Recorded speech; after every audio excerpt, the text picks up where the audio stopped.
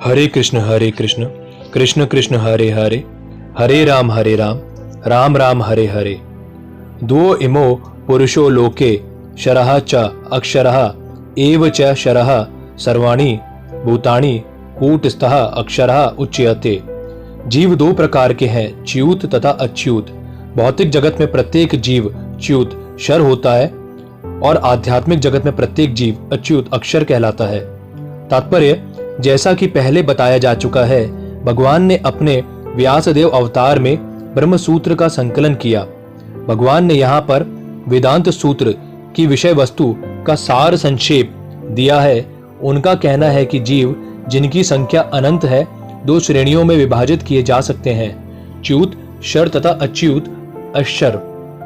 जीव भगवान के सनातन पृथकीकृत अंश विभिन्नांश हैं। जब उनका संसर्ग भौतिक जगत से होता है तो वे जीवभूत कहलाते हैं। यहाँ पर शर सर्वाणि भूतानि पद प्रयुक्त हुआ है, जिसका अर्थ है कि जीव च्युत है। लेकिन जो जीव परमेश्वर के से एकत्व स्थापित कर लेते हैं, वे अच्युत कहलाते हैं। एकत्व का अर्थ यह नहीं है कि उनकी अपनी निजी सत्ता नहीं है, बल्कि यह है कि दोनों में भिन्नता नहीं है। वे सब सृजन के प्रयोजन को मानते हैं। निसंदेह आध्यात्मिक जगत में सृजन जैसी कोई वस्तु नहीं है, लेकिन चूंकि जैसा कि वेदांत सूत्र में कहा गया है, भगवान समस्त उद्भवों के स्रोत हैं, अतएव यहाँ पर इस विचारधारा की व्याख्या की गई है। भगवान श्री कृष्ण के कथा अनुसार जीवों की दो श्रेणियां हैं। वेदों में इसके प्रमाण मिलते हैं, अतएव इसमें संदेह करने का प्रश्न ही नहीं उठता। इस संसार में संघर्षरत सारे जीव मन तथा 5 इंद्रियों से युक्त शरीर वाले हैं, जो परिवर्तनशील हैं। जब तक जीव बद्ध है, तब तक उसका शरीर पदार्थ के संसर्ग से बदलता रहता है। क्योंकि पदार्थ बदलता रहता है, इसीलिए जीव बदलते प्रतीत होते हैं।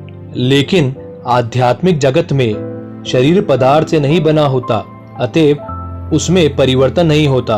भौतिक जगत में जीव 6 परिवर्तनों से गुजरता है: जन्म, वृद्धि, अस्तित्व, प्रजनन, क्षय तथा विनाश। ये भौतिक शरीर के परिवर्तन हैं।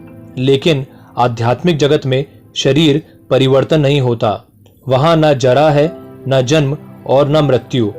वे सब एकावस्था में रहते हैं। शरः सर्वाणि भूतानि, जो भी जीव, आदि जीव ब्रह्मा से लेकर शूद्र चींटी तक भौतिक प्रकृति के संसर्ग में आता है, वह अपना शरीर बदलता है। अतएव ये सब शरत या च्युत है, किंतु आध्यात्मिक जगत में वे मुक्त जीव सदा एकावस्था में रहते हैं। उत्तमः पुरुषः तु अन्यः परम आत्मा इति उदाहतः यह लोक त्रयम् अविषय विभृति अव्यवः ईश्वरः। इन दोनों के अतिरिक्त एक परम पुरुष परमात्मा है, जो साक्षात अविनाशी भगवान है और जो तीनों लोकों में प्रवेश करके उनका पालन कर रहा है। तात्पर्य, इस श्लोक का भाव कठोपनिषद तथा श्वेताश्वर उपनिषद में अत्यंत सुंदर ढंग से व्यक्त हुआ है।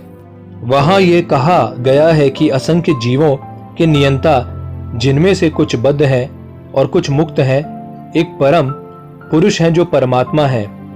उपनिषद का श्लोक इस प्रकार है: नित्यो नित्यानाम चेतनश चेतनानाम।